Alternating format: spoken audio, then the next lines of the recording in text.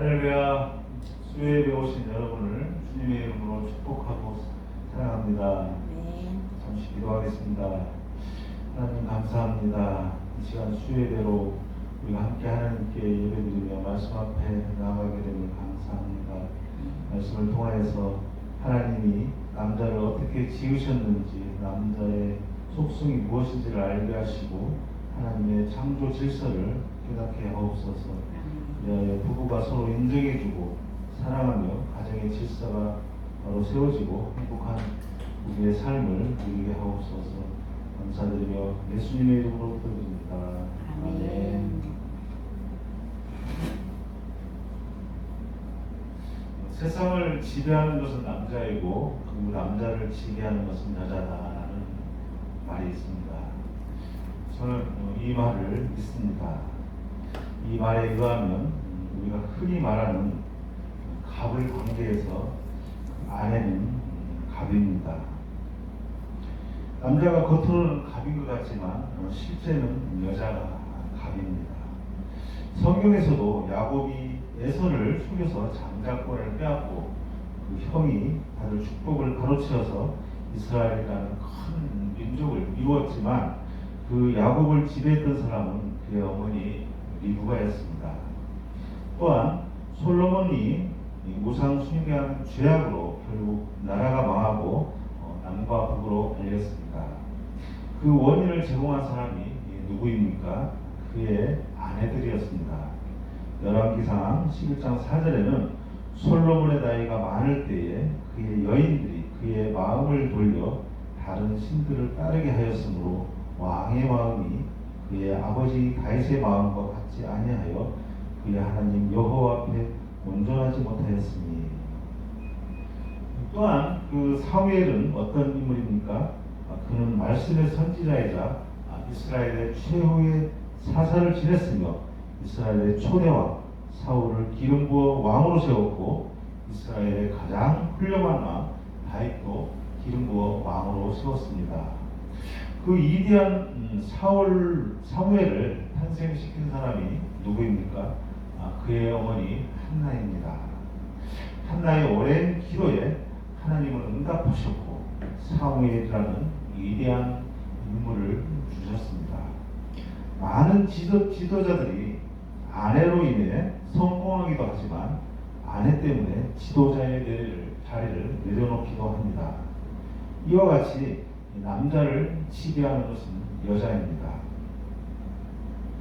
많은 부부가 이혼을 하고 많은 가정들이 무너지고 깨어지고 있습니다. 그 이유가 무엇일까요? 답은 오늘 말씀에서 찾을 수 있습니다.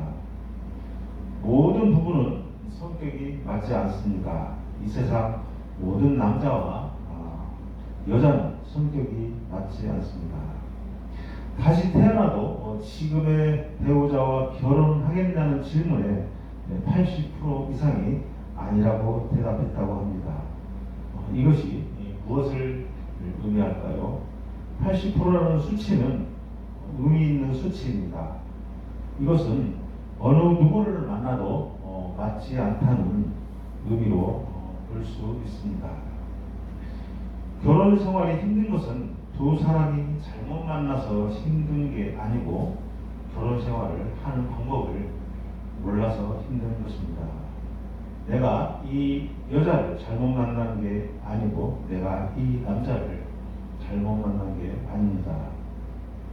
여러분의 부부는 하나님이 짝지어 주신 것이라고 성경에 말씀하고 있습니다.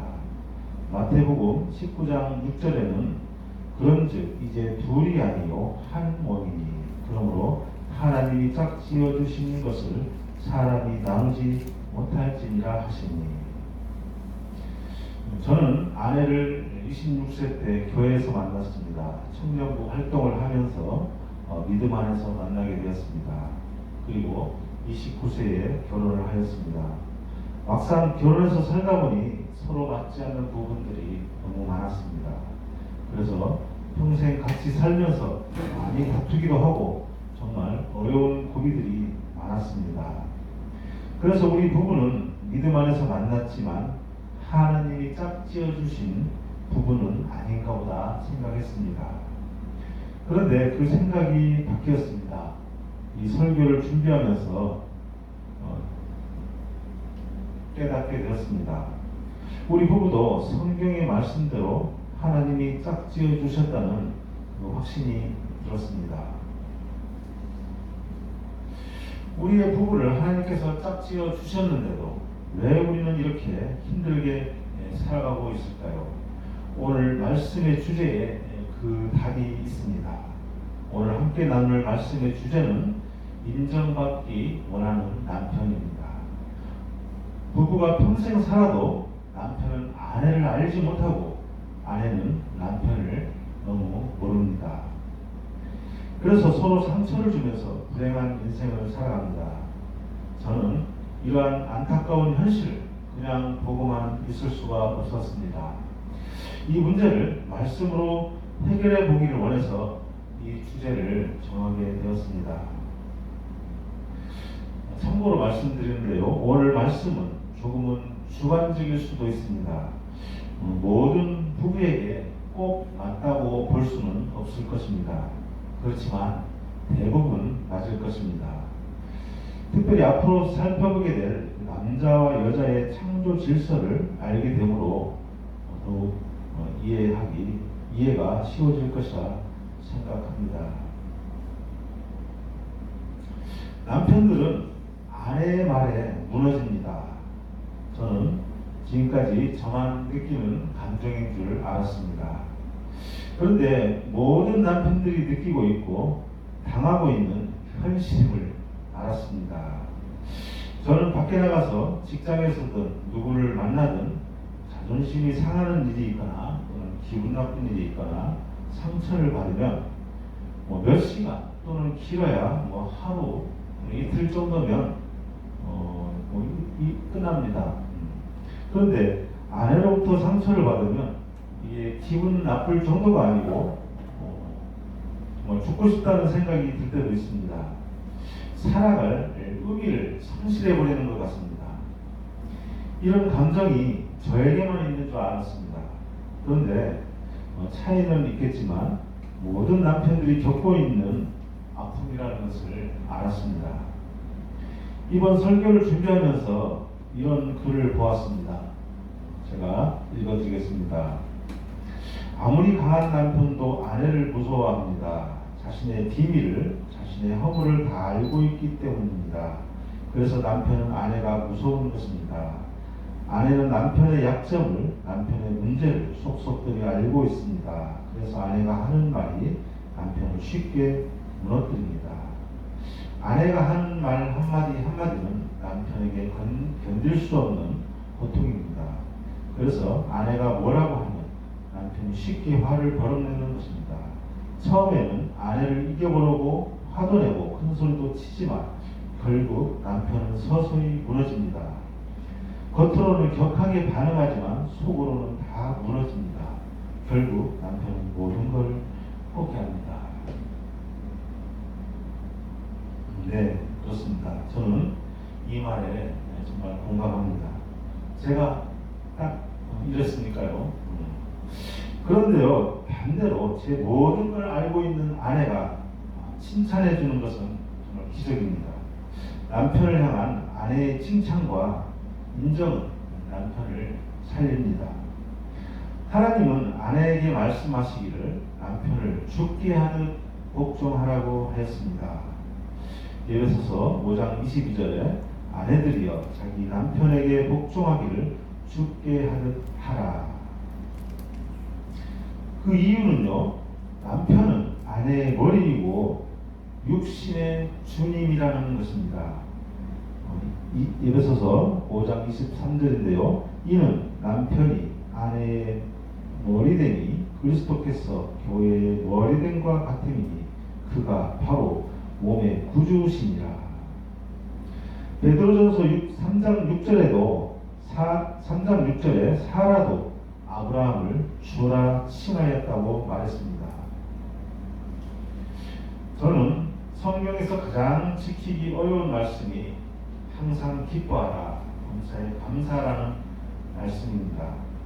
그런데 아내가 남편을 인정해주고 칭찬해주면 어렵지 않습니다. 밖에서 누가 나를 무시하고 상처를 주어도 아내로부터 인정받고 존경받으면 다 기쁨으로 감사함으로 이겨낼 수 있는 힘이 생깁니다. 먼저 우리는 남편들을 이해하는 데 있어서 남편들의 현실을 좀 더 몇 가지 살펴보고자 합니다. 첫 번째는 아내로부터 인정받지 못한 남편, 밖에서도 절대 인정받지 못한다는 사실입니다. 아내로부터 인정받지 못한 남편은 일단 기가 좋기 때문에 밖에서 누구를 만나도 자신감이 없고 얼굴에 웃음이 없습니다.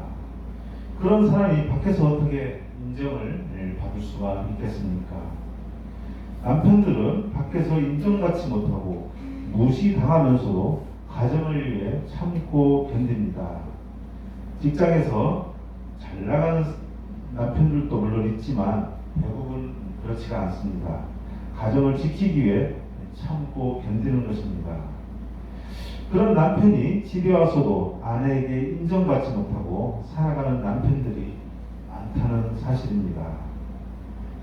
두 번째는 과거에 아내가 남편으로부터 받은 상처는 평생 잊지 않고 죽는 날까지 남편을 괴롭힙니다. 남자들은 여자에 비해서 철이 없는 것 같습니다. 결혼 초기에 철없는 남편으로부터 아내들은 많은 상처를 받기도 합니다. 그때 받은 상처를 평생 안고 살아가면서 아내들은 남편을 괴롭힙니다. 세 번째는 아내로부터 인정받지 못한 남편들은 죽어가고 있다는 사실입니다. 남편들은 아내에게 지고 산다고 말하는 사람도 있습니다. 그러나 그것은 다 거짓말입니다. 남편의 속마음은 지고 싶은 마음이 조금도 없습니다. 하나님의 창조 원리에 그렇게 남자를 만들었기 때문입니다. 그래서 남편들은 아내에게 인정받기 위해 아내와 피터지는 싸움을 합니다. 그러나 강한 아내를 이기지 못하고 결국 남편들은 병에 걸려서 죽음에 이르기까지도 합니다.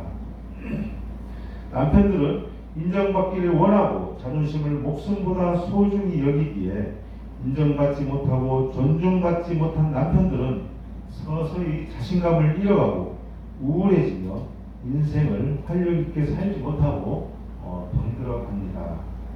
가정이 깨지는 원인도 결국 남편의 패배 때문입니다. 아내를 다스리지 못하고 이기지 못하면 결국 가정을 깨버리기도 합니다. 이것은 또한 남편을 더욱 죄 가운데로 몰아가는 것이 되고 남편은 끝없는 폭력과 다스리지 못하는 화가 더욱 죄를 짓게 합니다.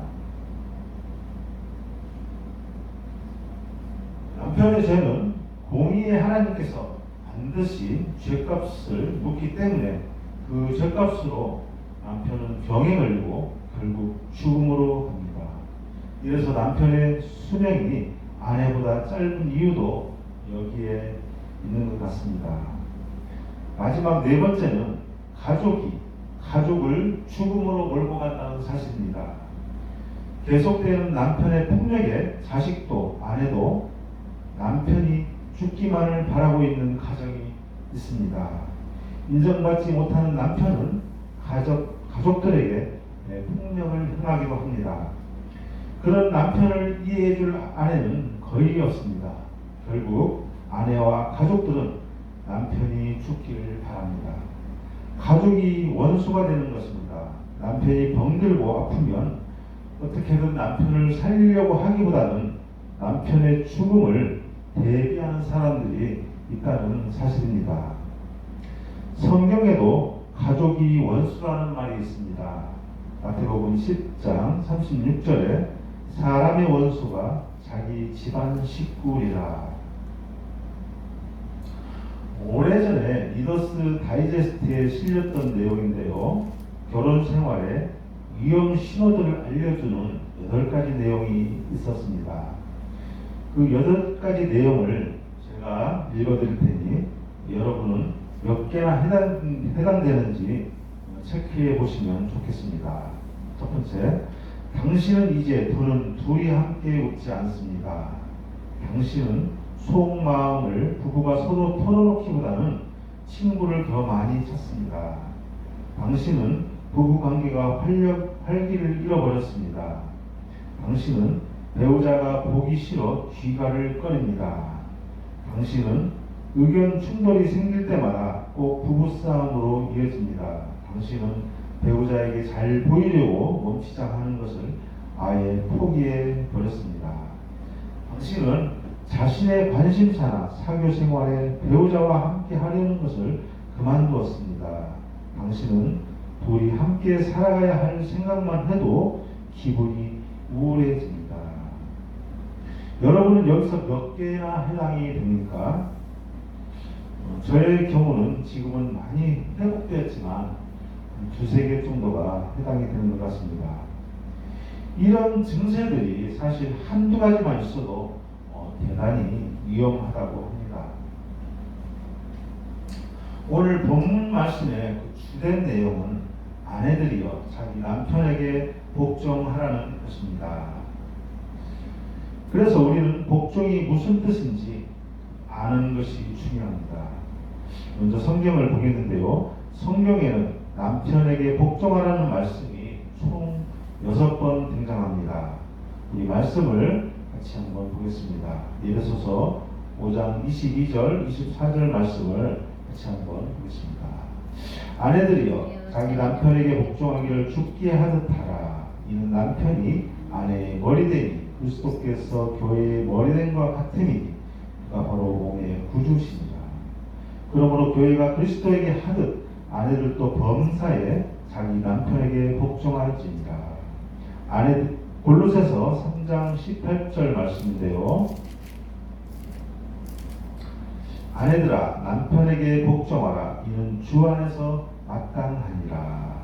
그 다음에 디도서 2장 4절에서 5절 말씀인데요. 디도서 2장 4절 5절 말씀인데요. 그들로 젊은 여자들을 교훈하되 그 남편과 자녀를 사랑하며 신중하며 순전하며 집안일을 하며 선하며 자기 남편에게 복종하게 하라. 이는 하나님의 말씀이 비방을 받지 않게 하려 함이라. 그 다음에 베드로전서 3장 1절 말씀인데요. 아내들아 이와 같이 자기 남편에게 순종하라. 이는 혹 말씀을 순종하지 않는 자라도 말로 말미암지 않고 그 아내의 행실로 말미암아 구원을 받게 하려 하니. 마지막으로 베드로전서 3장 5절 말씀인데요. 전에 하나님께 소망을 두었던 거룩한 부녀들도 이와 같이 자기 남편에게 순종함으로 자기를 단장하였나니. 여러분 이 말씀을 들으면 어떤 생각이 듭니까? 하나님의 말씀이니 정말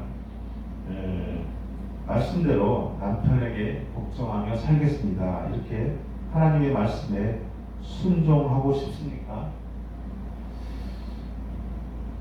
아마도 한 사람도 그렇게 생각하는 사람은 없을 것 같습니다. 남자인 저도 이 말씀을 보면 조금은 거부감이 느껴집니다. 내가 무슨 종인가? 내가 무슨 하인인가? 이렇게 생각하지 않겠습니까?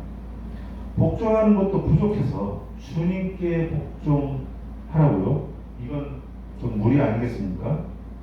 대부분의 목사님들이 이 말씀을 그대로 전하려 하니 성도로부터 후환이 두려워서 전하지 못하는 것도 많이 있는 것 같습니다. 저는 오늘 여러분이 이 점에 대해서 완전히 해방되기를 원합니다. 오늘 설교가 끝날 때쯤이면 에베소서 5장 22절의 말씀이 가슴으로 이해되어지리라 믿습니다. 이 복종이라는 단어는 당시 성서시대에는 사용하는데 우리가 없었을 것입니다. 그러나 지금 우리 현실에서는 잘 사용하지 않는 단어이고 복종이라는 단어를 대신할 만한 단어들이 또한 많이 있습니다. 예를 들면 인정, 존중, 존경 이런 단어들이 있습니다. 그리고 성경에서 말하고자 하는 그 복종의 의미가 우리가 일반적으로 생각하는 복종이 아닙니다. 아내들아 남편에게 복종하라. 이 복종에 대한 오해를 먼저 풀어야 합니다. 하녀처럼 남편이 아내에게 시키고 요구하는 것을 무조건 잘하는 것이 복종이 아닙니다. 복종은 남편을 인정해 주는 것입니다. 남편이 하는 일을 믿어주고 인정해주고 칭찬해 주는 것이 복종입니다. 남편이 틀리게 일을 했을지라도 일단은 믿어주는 것이 복종입니다. 복종은 헬라어 원문에 히포타소라고 하는데요. 이 의미가 스스로 복종하다, 굴종적이다, 비굴하다, 또 주인으로 인정하다 이런 의미들이 있습니다. 지금 우리 현실에서는 이 복종을 인정하다로 이해하는 것이 적합하다고 볼 수 있겠습니다. 따라서 우리는 복종의 의미를 다시 정리하면 인정하다, 칭찬하다, 존경하다, 믿어주다로 이해할 필요가 있겠습니다. 그래서 우리는 복종이라는 단어를 새로운 단어로 교체해서 읽을 필요가 있습니다. 복종을 인정으로 바꿔서 성경을 제가 한번 다시 읽어보겠습니다. 에베소서 5장 22절, 24절 말씀인데요. 아내들이여 자기 남편을 인정하기를 주께 하듯 하라. 이는 남편이 아내의 머리됨이 그리스도께서 교회의 머리됨과 같으니 그가 바로 몸의 구주시니라. 그러므로 교회가 그리스도에게 하듯 아내들도 범사에 자기 남편을 인정할지니라. 골로새서 3장 18절 말씀인데요. 아내들아 남편을 인정하라. 이는 주 안에서 마땅하니라. 베드로전서 3장 1절 말씀인데요. 아내들아 이와 같이 자기 남편을 인정하라. 이는 혹 말씀을 순종하지 않는 자라도 말로 말미암지 않고 그 아내의 행실로 말미암아 구원을 받게 하려 하니니. 지금까지 우리는 복종의 의미를 살펴봤는데요. 그러면 왜 복종해야 하는지 궁금하지 않습니까? 하나님은 아내들이 남편에게 복종하라고 하셨습니다. 그러면서 복종해야 하는 이유도 같이 말씀하고 있습니다.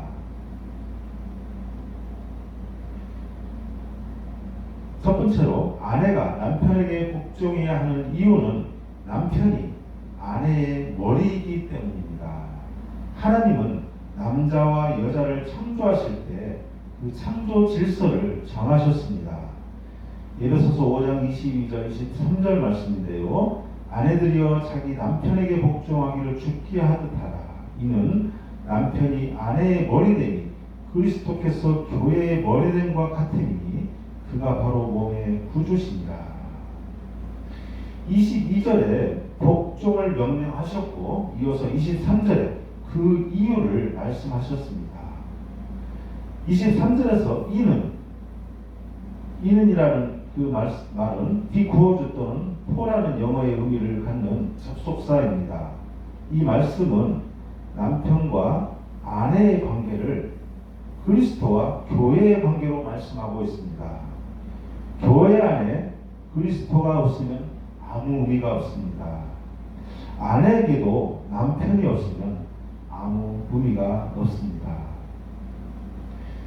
23절에 그가 몸의 구주라고 하셨는데요. 이 말씀은 남편은 육신의 하나님이라는 뜻입니다.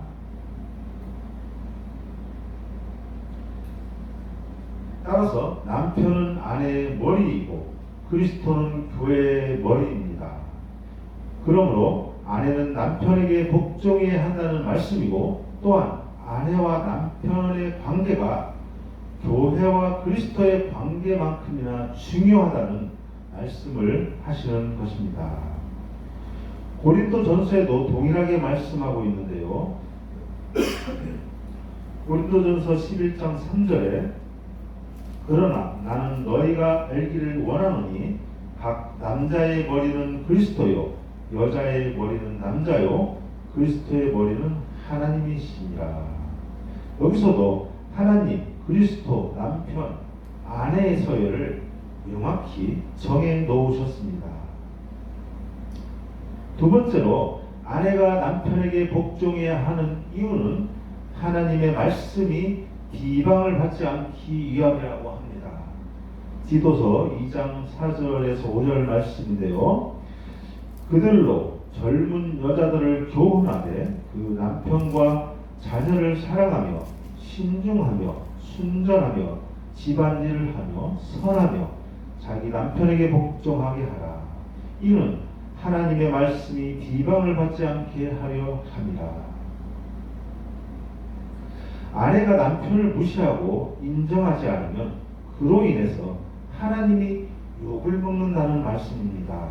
왜냐하면 남편은 아내의 머리라고 하였습니다. 그리고 몸의 구주, 즉 육신의 하나님이라고 에베소서 5장 23절에서 말씀하셨기 때문입니다.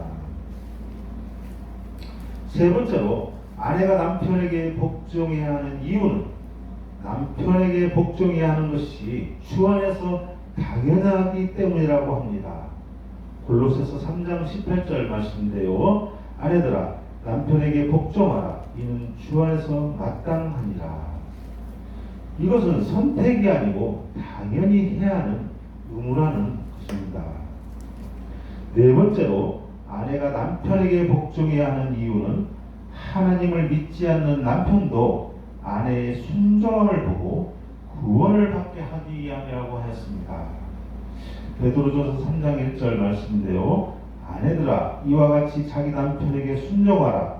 이는 혹 말씀을 순종하지 않는 자라도 말로 말미암지 않고 그 아내의 행실로 말미암아 구원을 받게 하려 함이니. 말씀을 순종하지 않는 자, 이 말은 하나님을 믿지 않는 남편을 가리킵니다. 이 말씀에서 우리는 가족 전도의 원리를 또한 알 수 있습니다. 말로 말미암지 않고 그 아내의 행실로 말미암아 구원을 받게 하려 함이니. 이 말씀에서 가까운 사람은 말로 전도하지 않고 행위로 전도해야 된다는 것을 알 수 있습니다. 말로 전도하면 오히려 신뢰를 떨어뜨립니다. 안 믿는 남편은 행위로 전도해야 된다는 말씀입니다. 그러나 멀리 있는 사람은 말로 전도해야 되겠죠. 행위를 보여줄 수 없기 때문입니다. 오늘의 주제가 인정받기 원하는 남편입니다. 남편들은 왜 이토록 아내에게 인정받기를 원할까요? 이 문제의 답은 하나님이 남자를 지으신 속성 때문이고 또한 남자와 여자의 창조 질서 때문입니다. 하나님은 남자를 어떻게 만들었을까요? 성경에는 남자는 하나님과 동일하게 창조하였다고 말씀하십니다. 이것은 남자를 이해하는 데 있어서 대전제가 되는 말씀입니다. 창세기 1장 27절에는 하나님이 자기 형상, 곧 하나님의 형상대로 사람을 창조하시되 남자와 여자를 창조하시고, 하나님은 남자와 여자를 하나님의 형상대로 창조하셨다고 말씀하셨습니다. 고린도전서 11장 7절에는 남자는 하나님의 형상과 영광이니 그 머리를 마땅히 가리지 않거니와 여자는 남자의 영광이니라. 여기서도 남자는 하나님의 형상이라고 말씀하셨습니다. 남자는 하나님의 형상이라는 말씀은 하나님은 자신과 동일하게 남자를 창조하셨다는 것입니다. 그래서 하나님의 성품을 알면 남자를 알 수 있습니다. 하나님이 인간에게 바라는 것이 무엇입니까? 복종과 순종과 하나님을 전적으로 의지하는 것입니다. 남편들도 이와 비슷합니다. 남편들이 아내에게 바라는 것은 복종과 순종과 칭찬, 존경, 남편을 전적으로 의지하는 것입니다. 이것이 바로 하나님의 형상인 남편의 속성입니다. 좀 더 구체적으로 남편의 속성들을 살펴보고자 하는데요. 대략 한 8가지 정도로 남편들의 속성을 좀 정리를 해보았습니다. 그 첫 번째가 남자의 속성으로 남자는 권위의 상징입니다. 세상 사람들이 하는 말에도 남편은 하늘이요 아내는 땅이다라는 말이 있습니다. 이 남편의 권위를 상징하는 말이죠. 남편이 권위의 상징임을 알 수 있는 것은 남자와 여자의 창조 질서와 관련이 있습니다. 디모데전서 2장 10절 13절 말씀에는 여자가 가르치는 것과 남자를 주관하는 것을 허락하지 아니하노니 오직 조용할지니라. 이는 아담이 먼저 지음을 받고 하와가 그 후며. 여자는 남자를 주관할 수 없다고 하였습니다. 이유가 아담이 하와보다 먼저 지음받았기 때문이라는 것입니다. 에베소서 5장 22절 23절 말씀인데요. 아내들이여 자기 남편에게 복종하기를 좁게 하듯 하라. 이는 남편이 아내의 머리됨이 그리스도께서 교회의 머리됨과 같음이니 그가 바로 몸의 구주시니라. 아내는 남편에게 복종해야 하는 이유가 남편이 아내의 머리됨이기 때문이라는 것입니다. 두 번째로 남자의 속성은 남자는 자존심의 상징입니다. 남자는 자존심을 목숨보다 더 소중히 여깁니다. 고린도전서 11장 3절 말씀인데요. 그러나 나는 너희가 알기를 원하노니 각 남자의 머리는 그리스도요 여자의 머리는 남자요 그리스도의 머리는 하나님이시라. 하나님은 이처럼 서열을 정하여서 남편의 자존심을 세워주시는 것입니다. 어느 목사님의 이야기인데요. 90대 노부모가 시골에 사시는데 부모님 댁에 가끔 방문하면 부모님이 그렇게 싸우신다고 합니다. 그러면 아들 목사님은 옛날처럼 부모님을 지게 지고 고리장을 해버리고 싶다는 생각이 들기도 한다고 합니다. 왜 90 먹은 노 부부가 아직도 이렇게 싸우는 것일까요? 답은 남자의 자존심을 지키기 위해서입니다. 또 인정받고 싶어서입니다. 아무리 나이가 들어도 남자의 자존심은 꺾이지 않습니다. 나이가 아무리 들어도 남자는 인정받고 칭찬받기를 원합니다. 남자의 속성 세 번째로 남자는 허세의 상징입니다. 어느 목사님께서 주차장에서 후진으로 주차를 하는데 한 번에 주차를 하였다고 합니다. 그것을 본 아내가 옆에서 칭찬을 하였습니다. 정말 후진을 잘한다고 칭찬을 했는데요. 그때 남편이 하는 말이 나는 후진으로도 서울까지도 갈 수 있어 이렇게 말했다고 합니다. 이건 사실 말이 안 되는 소리죠. 남자들이 이렇게 허세의 속성을 가지고 있습니다. 네 번째로 남자의 속성 중에 남자는 헌신적입니다. 남자는 자기를 인정해주고 진심으로 믿어주는 사람에게 목숨을 겁니다. 하나님이 남자를 그렇게 만들었습니다. 에베소서 5장 22절 25절 말씀인데요. 오늘 본문 말씀인데요. 남편들아 아내 사랑하기를 그리스도께서 교회를 사랑하시고 그 교회를 위하여 자신을 주신같이 하라 말씀이 있는데요. 이 말씀에서 그리스도께서 그 교회를 위하여 주신같이 하라는 말씀은 예수님이 교회를 위하여 목숨을 버리신같이 사랑한다는 것입니다. 이것은 아내들이 남편에게 복종하면 남편은 아내를 위해서 목숨을 내줄 만큼 사랑한다는 말씀입니다. 남자의 속성 다섯 번째는 남자는 폭력성이 있습니다. 모든 남자들은 폭력성을 가지고 있습니다. 어느 특정인에 한해서만 폭력성이 있는 게 아닙니다. 남편이 아무리 순한 사람이라도 폭군으로 변할 수 있습니다. 그러나 남자의 폭력성은 아내의 인정을 받으면 어린아이같이 순수해집니다. 극히 일부를 제외하고 폭력, 폭언을 하는 남편이 따로 있는 것이 아닙니다. 남자는 아내에게 무시당하거나 시험당하고 있다고 생각하면 폭력적으로 변할 수가 있습니다. 여섯 번째로 남자의 속성은 남자는 인정받기를 원합니다.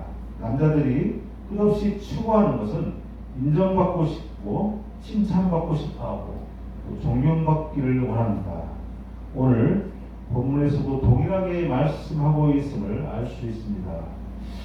에베소서 5장 22절 말씀에 아내들이여 자기 남편에게 복종하기를 죽게 하듯하라.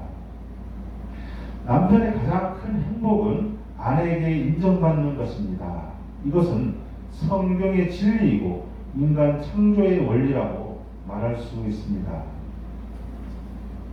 마지막으로 남편의 속성 일곱 번째는 남자는 아내가 의지하기를 원합니다. 아내가 남편을 의지한다는 것은 아내의 연약한 모습을 남편에게 보여주는 것입니다. 아내가 약할 때 남편은 아내를 지켜야 한다는 보호 본능이 있습니다. 남편은 아내가 너무 뛰어나고 너무 강한 것을 좋아하지 않습니다. 어느 목사님의 이야기인데요. 사모님이 목사님의 목회에 자주 간섭하고 교인들 앞에도 자주 나서는 것을 좋아한다고 합니다. 이런 모습을 본 목사님은 불편했습니다. 그래서 목사님은 아내에게 이렇게 말했다고 합니다. 여보, 우리 한 집에서 한 사람만 똑똑합시다. 하나님은 나만 의지하기를 원합니다. 하나님은 자신보다 다른 어떤 것도 사랑하는 것을 싫어하는 질투하시는 하나님입니다. 남자도 하나님의 형상으로 지음받았기 때문에 하나님처럼 아내가 남편을 의지하는 것을 좋아합니다. 아내의 약한 모습이 남편의 관심을 끄는 이유도 이런 창조의 원리입니다. 마지막으로 남자의 속성, 이게 마지막이네요. 남자의 속성이 남자는 강아지와 같다고 제가 생각했습니다. 왜냐하면 사실 이런 말도 있습니다. 남자는 강아지고 여자는 고양이라고 이런 말도 있습니다. 남자는 단순합니다. 강아지도 단순해서 주인이 강아지를 싫어하다가도 한번 쓰다듬어 주면 바로 꼬리를 칩니다. 그런데 고양이는 그렇지 않습니다. 그리고 남자는 자신을 인정해주는 아내에게 충성을 합니다. 강아지도 자신을 돌봐주는 주인에게 충성을 합니다. 그리고 남자는 외로움을 견디지 못합니다. 강아지도 혼자 오래 두면 외로움을 이기지 못해서 이상한 소리를 내기도 합니다. 그런데 고양이는 혼자서도 말없이 잘 지냅니다. 지금까지 언급한 남자의 속성은 어느 특정인에게만 있는 것이 아닙니다. 모든 남자에게서 나타나는 현상입니다. 그렇다면 이러한 남자의 속성은 후천적이라고 할 수 없습니다. 이것은 하나님이 남자를 이렇게 창조한 것임을 알 수 있습니다. 남편이 가장 원하는 것이 인정받고 칭찬받는 것인데 아내들은 어떤 말로 칭찬을 하면 좋을까요?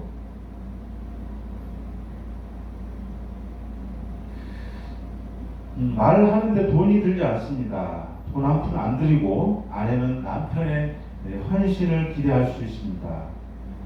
그런데 아내들이 흔히 하는 말이 있습니다. 그럼 당신이 먼저 잘 해봐. 그럼 나도 잘하지. 그런데 이 말은 문제가 있습니다.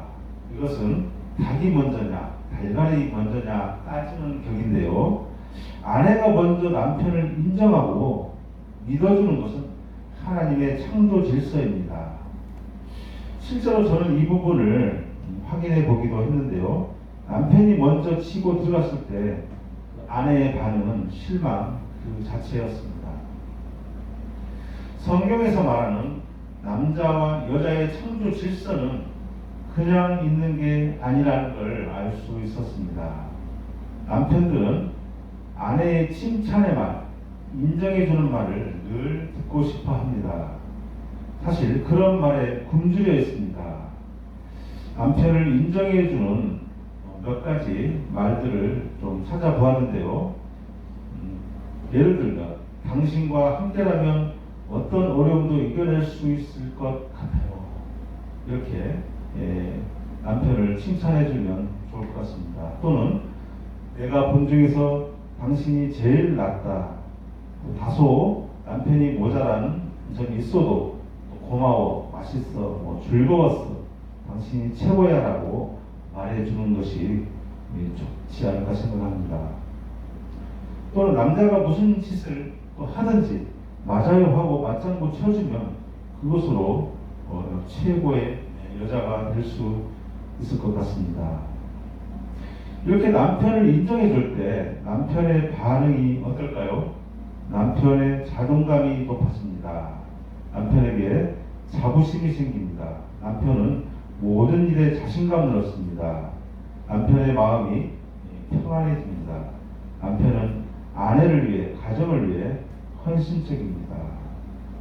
남편을 위한 10번의 기도보다 한 번에 인정해주는 말이 더 효과적일 수 있습니다.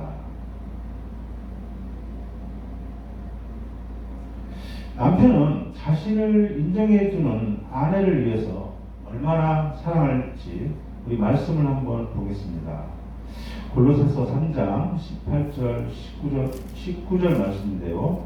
남편들아 아내를 사랑하며 괴롭게 하지 말라. 아내들이 남편에게 복종하면 아내를 사랑하며 남편들은 아내를 사랑하며 괴롭히지 않는다는 것입니다.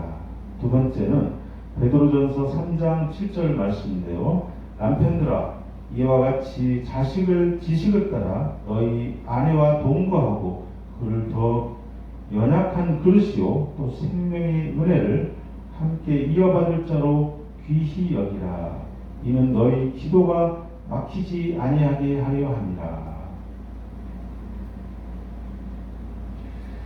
생명의 은혜를 함께 이어받을 자로 귀히 여긴다는 말씀입니다. 세 번째는 오늘 본문 말씀인데요. 남편들아 아내 사랑하기를 그리스도께서 교회를 사랑하시고 그 교회를 위하여 자신을 주신같이 하라고 하였습니다.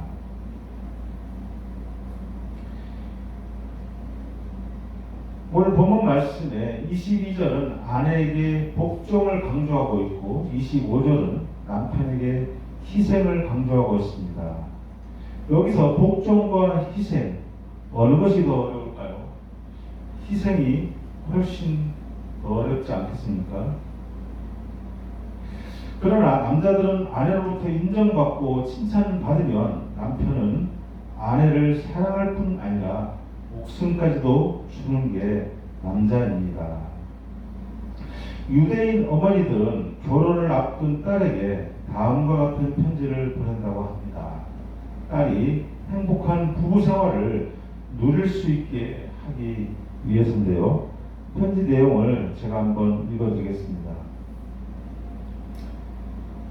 유대인 어머니들이 딸에게 보내는 편지. 사랑하는 딸아, 내가 남편을 왕처럼 섬긴다면 너는 여왕이 될 것이다. 만약 남편을 돈이나 벌어오는 하인으로 여긴다면 너도 하녀가 될 텐다. 내가 지나친 자존심과 고집으로 남편을 무시하면 그는 폭력으로 너를 다스릴 것이다. 만일 남편의 친구나 가족이 방문하거든 밝은 표정으로 정성껏 대접하라. 그러면 남편이 너를 소중한 보석으로 여길 것이다. 항상 가정에 마음을 두고 남편을 공경하라. 그러면 그가 내 머리에 영광의 관을 씌울 것이다. 이 편지의 내용이 에베소서 5장 25절 말씀에 남편이 아내를 사랑하는 정도가 비슷하지 않습니까? 남편을 인정하면 아내를 소중한 보석으로 여길 것이며 아내의 머리에 영광의 면류관을 씌워준다는 것입니다. 아내가 남편을 인정해 줄 때 남편은 아내를 여왕으로 모십니다. 그게 바로 남자의 속성이고 남편의 사랑입니다. 말씀을 정리하겠습니다. 에베소서 5장 21절에 아내들이여 자기 남편에게 복종하기를 주께 하듯 하라. 우리는 이 복종의 의미를 오해하였습니다. 하녀처럼 남편이 아내에게 시키고 요구하는 것을 무조건 잘하는 것이 복종이 아님을 알았습니다. 복종은 남편을 인정해 주는 것입니다. 남편이 하는 일을 믿어주고 인정해 주고 칭찬해 주는 것이 복종입니다. 남편이 틀리게 일을 했을지라도 일단 믿어주는 것이 복종이라는 것을 알았습니다. 복종의 의미를 다시 말씀드리면 남편을 인정해주고 칭찬하고 존경하고 믿어주는 것이라는 것입니다. 오늘 본문 말씀을 다시 한번 읽겠습니다. 말씀의 의미를 생각하며 읽겠습니다. 아내들이여 자기 남편에게 복종하기를 주께 하듯 하라. 이는 남편이 아내의 머리됨이 그리스도께서 교회의 머리됨과 같으니 그가 바로 몸의 구주시니라. 그러므로 교회가 그리스도에게 하듯 아내를 또 범사에 자기 남편에게 복종할지니라. 남편들아 아내 사랑하기를 그리스도께서 교회를 사랑하시고 그 교회를 위하여 자신을 주신같이 하라. 남편은 아내의 머리됨이고 그가 바로 몸의 구주라고 하셨습니다. 남편은 육신의 하나님이시라는 성경의 진리입니다. 또한 하나님은 아내에게 복종을 요구하셨고 남편에게는 희생을 요구하셨습니다. 이것이 진리입니다. 이것이 남편의 속성입니다. 아내가 남편을 인정할 때 남편은 아내를 위해 희생합니다. 아내는 남편을 돕는 배필로 지으셨다고 하셨습니다. 창세기 2장 18절에 여호와 하나님이 이르시되 사람이 혼자 사는 것이 좋지 아니하니 내가 그를 위하여 돕는 배필을 지으리라 하십니다. 오늘 말씀을 통하여서 하나님이 남자를 어떻게 지으셨는지를 알게 하셨습니다. 하나님의 창조 질서를 알게 하셨습니다. 주님 안에서 남편의 권위를 세워주고 남편을 인정해 주므로 저와 여러분의 가정의 질서가 세워지고 행복의 문이 활짝 열려지기를 주님의 이름으로 축복합니다. 아멘. 기도하겠습니다. 하나님, 부족한 종에게 귀한 말씀을 전하게 하심을 감사합니다. 잘못 전한 거 있으면 가르쳐 주시고 오직 진리의 말씀만이 우리의 기억에 남게 하옵소서. 가정들이 깨어지고 있습니다. 우리의 가정을 살려 주시옵소서. 가정이 살아야 교회가 살고 교회가 살아야 나라가 삽니다. 가정의 기초는 남편입니다. 남편이 잘 살아야 가정이 살고 교회가 살고 나라가 살 수 있다는 사실을 아내들이 깨닫게 하옵소서. 감사드리며 예수님의 이름으로 기도드립니다. 아멘.